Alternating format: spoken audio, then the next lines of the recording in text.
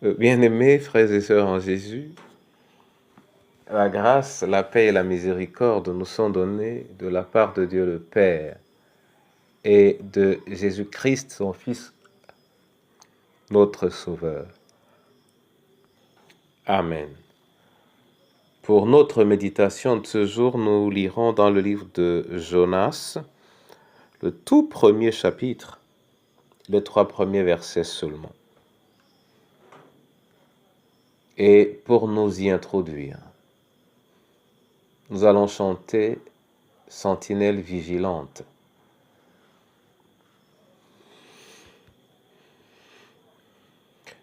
Dans notre recueil ici, chant de victoire, c'est le numéro 203. Sentinelle vigilante, qu'en est-il donc de la nuit? Dis à l'âme somnolente que déjà le matin, lui, la nuit passe, le matin du grand jour, lui. Sentinelle, sois au poste jour et nuit. Les gardes sur la muraille nous l'ont dit, entendez-vous? Au loin grande la bataille, tout est sombre autour de nous. La nuit passe, le matin du grand jour, lui. Sentinelle, sois au poste jour et nuit. Point de repos, de relâche, racheté de l'Éternel. Travaillez à votre tâche, car Jésus revient du ciel. La nuit passe, le matin du grand jour, lui. Sentinelle,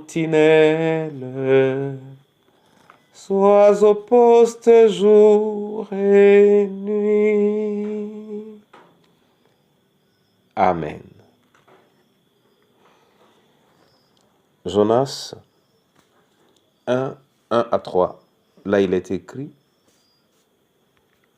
la parole de l'Éternel fut adressée à Jonas, fils d'Amittai, en ces mots: lève-toi, va à Ninive, la grande ville, et crie contre elle, car sa méchanceté est montée jusqu'à moi. Et Jonas se leva pour s'enfuir à Tarsis. Loin de la face de l'Éternel, il descendit à Jaffo, et il trouva un navire qui allait à Tarsis. Il paya le prix du transport et s'embarqua pour aller avec les passagers à Tarsis, loin de la face de l'Éternel. Amen. Bien-aimés frères et sœurs en Jésus, histoire étonnante. Selon la finale même du verset 3, Jonas s'enfuit dans le but de se retrouver loin de la face de l'Éternel. Le destin de Jonas est vraiment particulier. Il porte un nom qui signifie colombe. Il est un prophète. Si nous regardons à ce qu'est la colombe, nous y rencontrons une multitude de sens. Partant de la paix à la pureté en passant par l'innocence, représentant la vie, le Saint-Esprit, Christ ou l'Église. La colombe est un signe, oui, d'une réalité sans fraude, de quelque chose de pur, de quelque chose de bénissant, j'allais dire de quelque chose de divin, donc naturellement obéissant à Dieu. Mais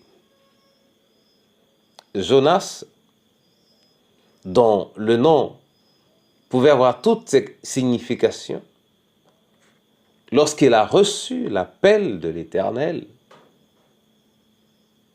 alors il a décidé de s'enfuir. Frères et sœurs dans le Seigneur, j'allais me demander, au fond, pourquoi est-ce que Jonas fuit? Nous y arriverons une autre fois. Mais en général, on peut fuir une mission parce qu'on en a peur. Ça veut dire qu'elle peut être grande ou très grande pour nous. Elle peut être dangereuse. Elle peut être inconnue ou compliquée. Elle peut même nous sembler inutile. Elle peut aussi avoir une allure d'une mission qui nous brise, qui nous réduit, qui nous ravale.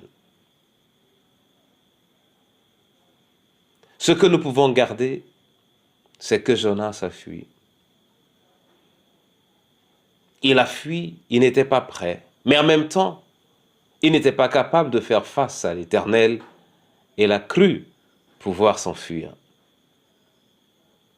Il était un prophète. Même si dans la Bible, on le classe parmi les petits prophètes. Un prophète, c'est celui qui parle pour Dieu, qui parle au nom de Dieu. Mais Jonas a été sur le point de fuir. Pourquoi je dis sur le point?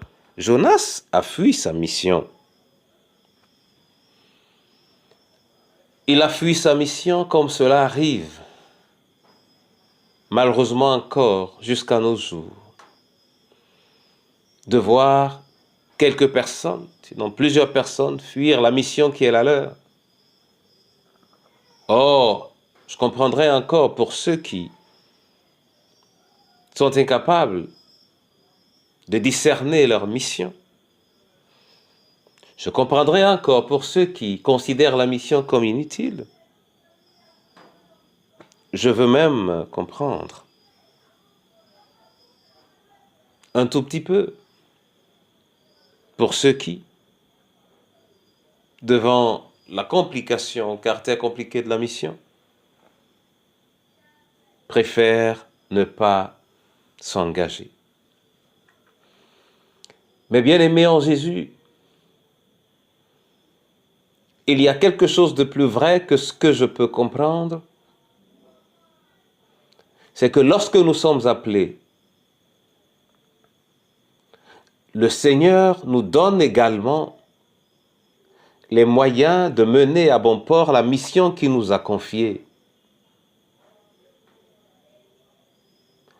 Mais parfois, nous reculons. Parfois, nous nous inquiétons. Parfois, nous sommes apeurés. Parfois, nous sommes gênés. Parfois, nous avons honte.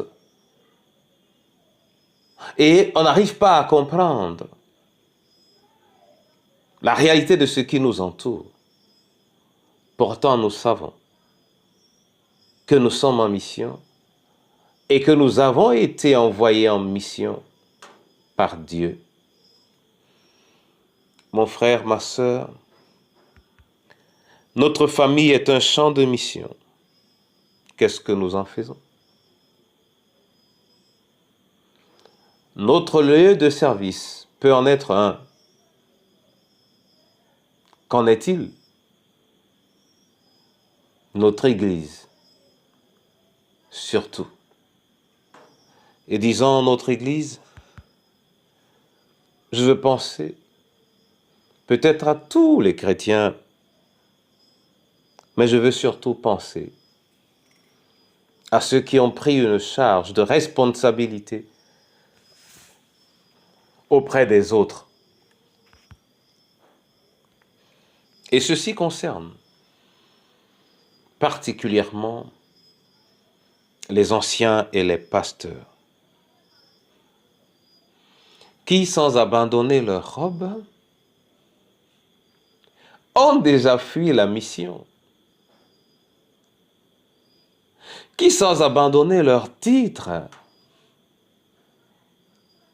gardent leur regard sur ce qu'ils peuvent considérer comme bénéfique ou ce qu'ils peuvent considérer comme bénéfice, et sans faire le moindre effort. Pour l'évangélisation, pour l'éducation, pour l'orientation, pour la direction, on vient se servir, devenant ainsi un loup pour la bergerie. On vient se faire valoir, abandonnant ainsi la gloire de Christ à manifester. On vient s'exercer à la domination, oubliant que l'autorité est l'autorité de Dieu, c'est une autorité divine et qu'elle n'a de fondement que dans l'exercice de l'Évangile. Frères et sœurs en Jésus, cette parole doit pouvoir nous dire, quoique nous n'ayons pas atteint la fin des jours de Jonas, cette parole veut nous dire, nous n'avons pas de raison de fuir la mission qui est la nôtre. Mais le secret pour mener cette mission réside dans notre disponibilité à nous plier aux pieds du Seigneur et à lui demander, mais alors sans se fatiguer, Seigneur, oriente et guide-nous. Oui, oriente et guide-nous, oriente-nous, guide-nous. Révèle-toi et révèle-nous la mission que tu nous as confiée. Bien-aimé en Jésus, que le Seigneur lui-même bénisse sa parole et qu'il en bénisse l'écoute dans le précieux nom de Jésus. Amen. Seigneur, je te rends grâce pour ce message qui nous interpelle. Oh, qui m'interpelle moi-même au niveau le plus élevé. Dieu Tout-Puissant, c'est toi qui nous accordes des perspectives, des charges, afin que nous puissions te servir et manifester la gloire de ton nom. Je te demande pardon pour toutes les fois que j'ai fui. Je te demande pardon pour toutes les fois que ceux qui partagent cette parole ont fui. Et je te prie, Seigneur, de nous renouveler dans notre vocation. Apaise les cœurs des personnes en peine et prends soin de tous ceux qui sont brisés par le départ d'un bien-aimé. N'oublie pas, Seigneur, les veuves. N'oublie pas non plus les autorités. Glorifie-toi. Glorifie-toi. Au nom de Jésus. Amen.